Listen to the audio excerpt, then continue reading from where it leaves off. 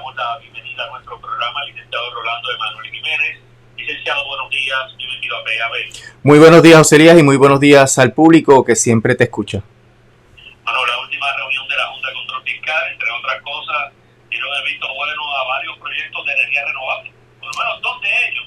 Uno de ellos parece que tiene que ver con el área nuestra, específicamente para el área de Salinas.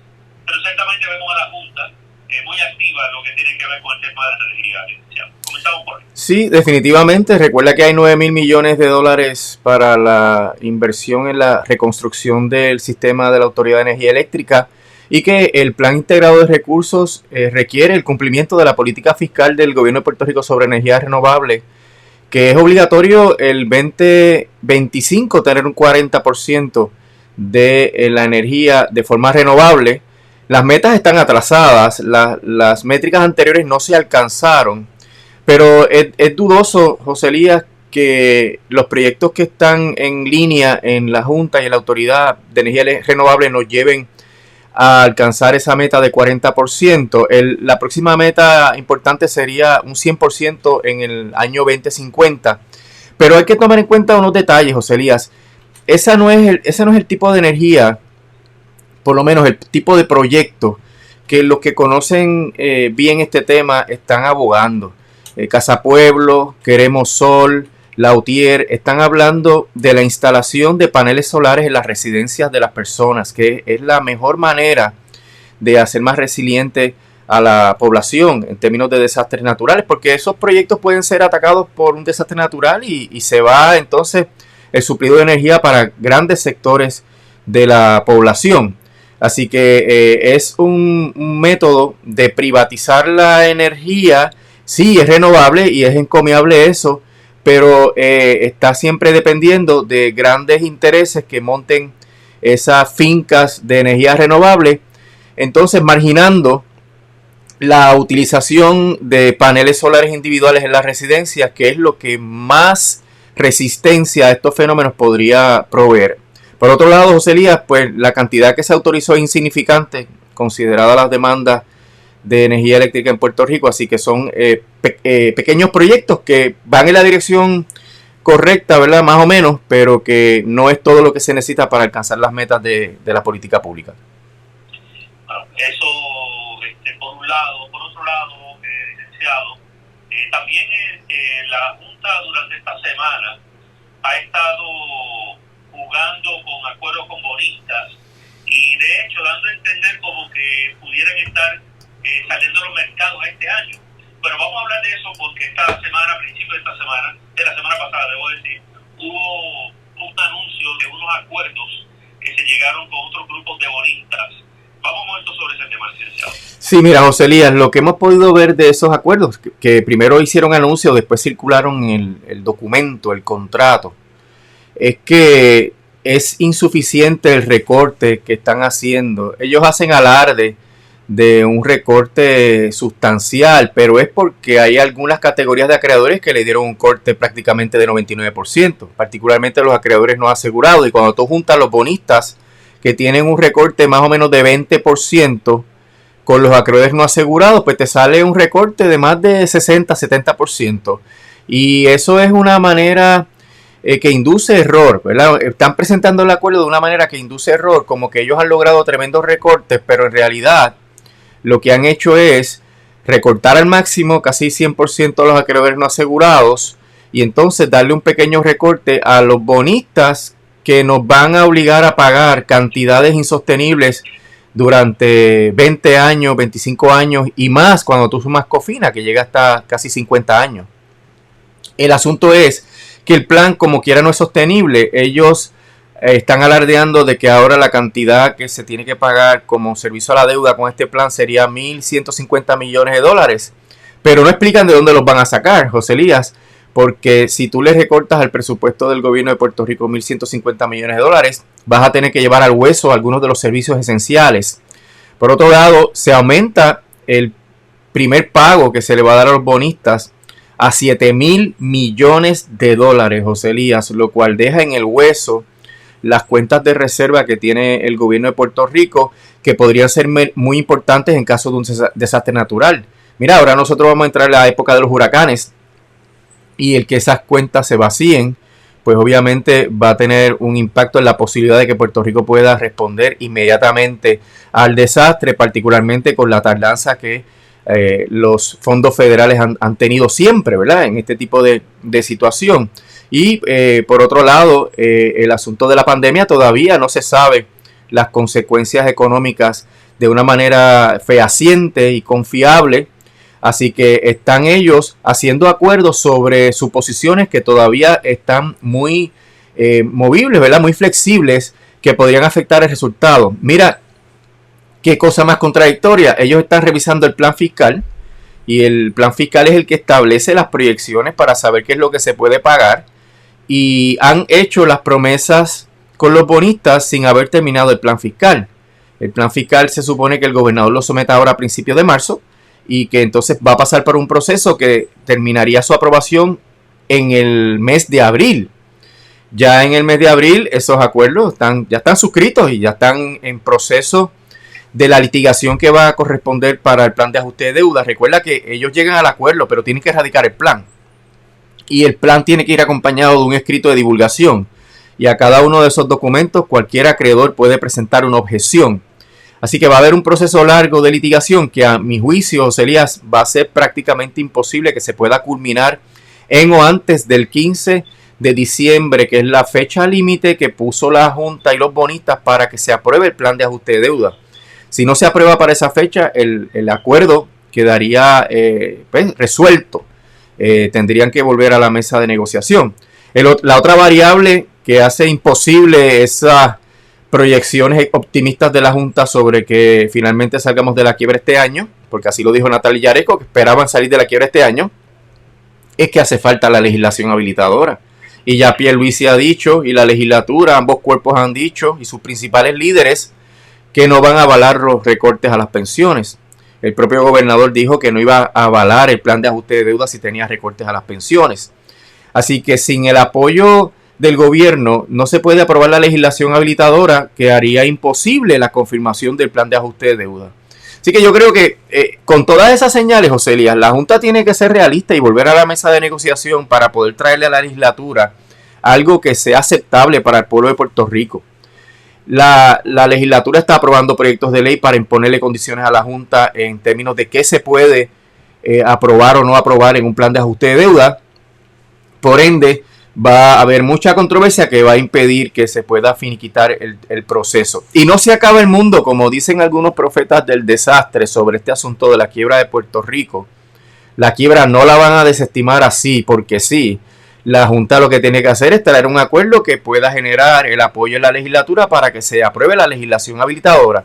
Por eso mi exhortación a los legisladores es que mantengan ¿verdad? Las rodillas bien firmes, que no se dejen amedrentar, que si tienen dudas consulten sobre estos temas para que la Junta tenga que traerle a Puerto Rico el mejor acuerdo. Recuerda que la Junta termina su función y se va.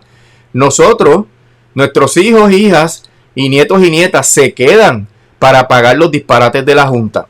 Y mira, José Elías, yo estuve en una actividad del bufete con Daniel Santamaría Ots, el jefe de política pública de Espacios Abiertos, y él hizo una presentación que para pelos. ¿Por qué? Porque la propia Junta dice que a base de 3 escenarios, uno pesimista, uno escenario base y uno optimista, Puerto Rico en el escenario pesimista ya va a tener déficits estructurales en el 2024. Eso es a la vuelta de la esquina. En 3 años, un déficit estructural de 6.938 millones. ¿Cómo tú vas a pagar esas promesas si ya tú sabes en el escenario pesimista? Y yo no veo ninguna razón para tener un escenario base u optimista, porque la pandemia sigue y la economía sigue en picada. Así que esa proyección que hace la Junta nos lleva a un incumplimiento tan cerca como el 2024. Si fuera el escenario intermedio, ese déficit llegaría a los 1.109 millones iniciando en el 2029, también a la vuelta de la esquina. Y si fuera el escenario optimista, de que ellos dicen que todo va a ser miel sobre hojuelas, pues como quiera, el escenario de déficit empezaría en el 2031. Todavía durante el periodo de pago de los bonos del gobierno central, de Cofina y de la Autoridad de Energía Eléctrica. Así que lo que ellos están pactando es insostenible por sus propios números, Ocelia, y por eso es que es una barbaridad que se les permita a ellos llegar a esos acuerdos y la legislatura, por tanto, no debe claudicar a su deber de aprobar legislación habilitadora que realmente proteja a Puerto Rico de los rigores de una segunda quiebra, que es lo peor que le podría pasar a Puerto Rico si la Junta llega a los acuerdos que está tratando de promover. Bueno, por lo que me está indicando que es consono con lo que nos había explicado el economista Santa María la semana pasada, el cuadro ciertamente es para volver a la quiebra antes de concluir la década. Así mismo, José Elías, en varios de los escenarios. ¿Qué se respondería en este caso, licenciado? ¿Con qué se respondería? Bueno, lo que pasa es que la Junta quiere mejorar los bonos de los acreedores actuales, porque son bonos que no son asegurados. Por ejemplo, asegurados es que no hay ninguna propiedad que los sostenga. Y como no hay propiedad, se le puede dar un ajuste hasta de 100%, se le puede reducir la cantidad de pago hasta un 100%. La Junta quiere asegurarlos, que significa que va a convertirlos en un instrumento de mejor categoría. Y entonces en una segunda quiebra tú no puedes tocar eso, porque ya eso fue protegido por propiedad y está protegido, valga la redundancia, por la quinta enmienda de la Constitución Federal. Y ahí lo que habría que hacer es ir detrás de los demás acreedores, que van a ser los acreedores no asegurados, ir detrás de los servicios esenciales para buscar el dinero necesario para cumplir y reducir aún más las pensiones. Así que se pondría la situación económica terrible bajo un segundo incumplimiento, porque lo que ya se ajustó durante el primer caso de título 3 no se podría tocar en una segunda quiebra. Bueno, por eso es que le pregunto el tema, porque si ya dentro de poco vamos a volver a estar en la misma, entonces ya ahí no va a haber algún tipo de mediación, entre comillas, de legislación especial como esta, y entonces se va a tener que ir directamente a sacar, sea de propiedades o de donde sea, para entonces cobrar. Eso es otro de los detalles, ¿verdad? Sabes que AMBAC está haciendo descubrimiento de pruebas sobre las propiedades de Puerto Rico con el ánimo de presentar una objeción del plan de ajuste diciendo ¿por qué me están ofreciendo solamente esto si aquí hay 1.000, 2.000, 3.000 millones de dólares más que se pueden obtener mediante la liquidación de bienes públicos? Y eso podría ser también otra de las fuentes de pago en una segunda quiebra. Tendríamos que vender los activos públicos para poder compensar el déficit que las políticas de austeridad de la Junta nos han llevado. Fíjate, José Elías, que la Junta lleva aquí desde el 2016. La economía ha sufrido unos embates tremendos de tres fenómenos naturales que eso no había manera de controlarlo, y eso es cierto. Pero todo esto se ha complicado más porque la Junta tiene una visión de austeridad. Y en Puerto Rico, nos decía Daniel Santamaría, podría estar ocurriendo que por cada dólar que tú le quitas a la economía mediante una medida de austeridad, el impacto sea de $3. Porque aunque la Junta dice que el impacto es de 1.30, 1.40, él dice que en otros países el impacto es mucho mayor. Y dada la naturaleza de economía de enclave de Puerto Rico, donde no tenemos acceso a mercados internacionales, no tenemos tratados internacionales y que no controlamos nuestras finanzas ni muchos de los aspectos de nuestra economía, pues el privar a la economía de ese insumo del gobierno tiene efectos devastadores. Y por eso es que Puerto Rico no ha podido sacar los pies del plato, porque aún así estas medidas siguen ocasionando daño económico. Y eso es corregible mediante una visión diferente de políticas económicas, pero que desafortunadamente, como estas personas son republicanas y neoliberales, pues no quieren ver. Y eso es lo que realmente está afectando dramáticamente la economía. Bueno, y mientras tanto vamos a ir en calendario. ¿Qué es lo que tenemos para este mes de marzo respecto a estos temas, licenciado? Una fecha fundamental. Hay una vista ómnibus el 8 de marzo y la Junta tiene que informar dos cosas. Número uno, ¿qué va a hacer con el acuerdo con los bonistas de la Autoridad de Energía Eléctrica? Que sabes que la situación de Luma está pues tambaleándose e insostenible ya a la luz de lo leonino del contrato y del préstamo que hay que darle a la autoridad de 894 millones por encima, ¿verdad?, de lo que la autoridad factura normalmente y que va a tener que pagar eventualmente al gobierno central. Y la Junta tiene que decir si el RSA va a continuar o no va a continuar. Ese RSA ya no es sostenible porque el aumento de la tarifa de 4.6 centavos por kilovatio hora, sumado a lo que nos va a costar Luma en términos de aumento de las tarifas adicionales, pues va a ser insostenible la economía en Puerto Rico. El otro anuncio importantísimo, que más bien es una moción que va a tener el plan de ajuste de deuda y el escrito de divulgación, es lo que va a empezar a litigarse entonces a los fines de esto que estábamos hablando, ¿verdad? De si Puerto Rico puede ajustar sus deudas en o antes del 15 de diciembre. Pero hay primero que aprobar el escrito de divulgación y para eso puede haber objeciones y litigación y una vista de aprobación de ese documento y luego tiene que emitirse las boletas de votación, llevarse a cabo la votación de todos los acreedores, contabilizarse y celebrarse la vista de confirmación en o antes del 15 de diciembre. Y para esa vista hay derecho a descubrimiento de pruebas, José Elías. Y descubrimiento de pruebas es interrogatorios, requerimientos de admisiones, deposiciones a las personas y a los expertos que trabajaron en ese plan. Y por eso es que yo digo que va a ser bien difícil que todo esto se pueda concluir el 15 de diciembre. Bueno, mientras tanto, tenemos que el Partido Popular, encabezado por el presidente de la Cámara, Roberto Tito Hernández, dieron a conocer que estaban demandando a la Junta por la intención de usar una expresión de Tatito, de tirar la raya sobre los alcances de la Junta respecto a los poderes que tienen ellos respecto al gobierno de Puerto Rico.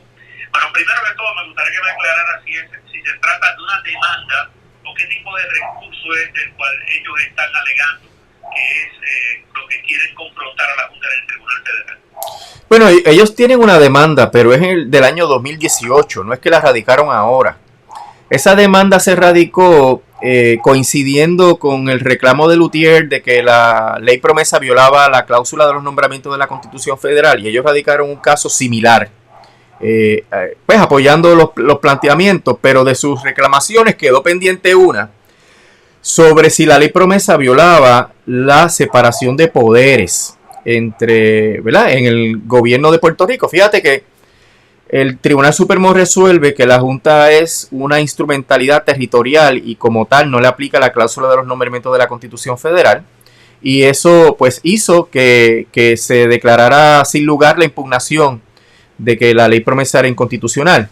Pero el planteamiento que traen los legisladores es similar en el sentido de que los casos insulares establecen que a Puerto Rico solamente le aplican los derechos fundamentales protegidos por la Constitución. El tribunal tendría que resolver si la separación de poderes es un derecho fundamental. Y eso, pues, no es lo mismo que decir que tú tienes derecho a la libertad de expresión, a que no te priven de la propiedad sin un debido procedimiento de ley, a que tienes derecho a la intimidad. No es lo mismo decir eso que decir que es necesario para garantizar la libertad la separación de poderes, que es la justificación de la separación de poderes según los padres de la patria norteamericana, ¿verdad? Así que hay una tangencia entre los derechos de los ciudadanos americanos y la separación de poderes. Pero ahí el tribunal podría decir, bueno, pero la separación de poderes no es un derecho fundamental. Y si no es un derecho fundamental, no tiene que estar protegido por la Constitución Federal y declararía sin lugar la objeción que están haciendo los representantes. La etapa en que está el caso, esa demanda es del 2018, la etapa es que la Junta radicó una moción de desestimación de la demanda, de esa reclamación, y los legisladores presentaron la oposición a la moción de desestimación. Y la jueza tiene que resolver esto. Ya yo sé el resultado, José Elías, la jueza va a desestimar el caso y los legisladores van a tener que ir al Tribunal de Circuito de Apelaciones y luego al Tribunal Supremo cuando el Tribunal de Circuito resuelva y si resuelve en contra de cualquiera de las partes, pues cada una tiene derecho a recurrir.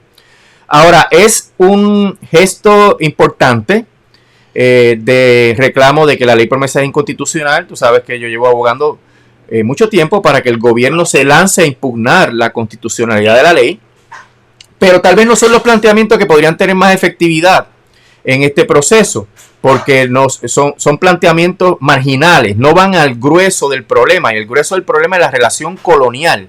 El grueso del problema es cómo la relación colonial viola los derechos civiles y humanos de los puertorriqueños. Y ese es el caso que a mí me gustaría ver que el gobierno llevara. Hay la oportunidad de hacerlo con toda esta legislación habilitadora que se está procurando de la legislatura. Si la legislatura no la aprueba, la Junta podría tratar de forzar a la legislatura y ahí se podrían hacer los planteamientos de inconstitucionalidad. Pero veremos, a ver, ¿verdad? Ojalá me equivoque y la jueza emita unos pronunciamientos que realmente validen la postura de los legisladores sobre los derechos democráticos de los puertorriqueños, pero eso no, a la luz del comportamiento de la jueza en todo este trámite, eso no es previsible. Así que estamos en una situación interesante, pero para mí no es definitoria de la relación política entre Puerto Rico y Estados Unidos, porque no van al meollo del problema, que es la situación colonial de Puerto Rico.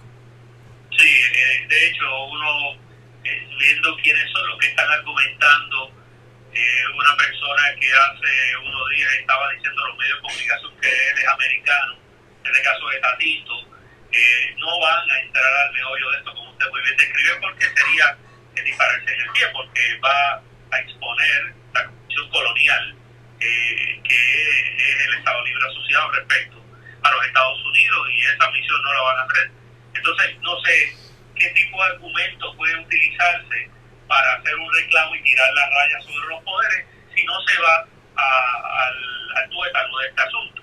Claro, y tirar la raya no es declarar la ley promesa inconstitucional.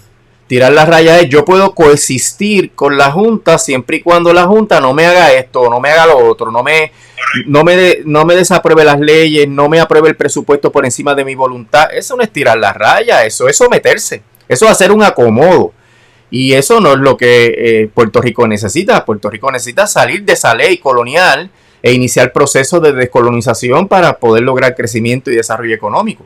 Así que es un acomodo más bien colonial que quiere hacer el presidente Hernández, que no va a resolver el problema que tenemos nosotros actualmente. Bueno, vamos a ver qué está ocurriendo con esto antes de cerrar nuestro diálogo sobre el tema de Luma. Las vistas de la semana pasada, licenciado, ustedes no habían tenido la oportunidad de conversar sobre ello. ¿Cuán reveladoras fueron los testimonios de Fermín Fontanes y de Edison Avilés en la vista de la Cámara de Representantes sobre el contrato de Luma? Muy reveladores, porque entre los dos se han aceptado los planteamientos que ha hecho Lutier sobre los problemas que tiene este contrato. El licenciado Fontanes, que es el cerebro detrás de este infortunio para Puerto Rico, pues fue muy evasivo, pero no puede ser evasivo cuando el contrato dice una cosa, ¿verdad? Eventualmente los legisladores lo arrinconaron y tuvo que hacer admisiones, o quedó evidente que su evasiva era una admisión.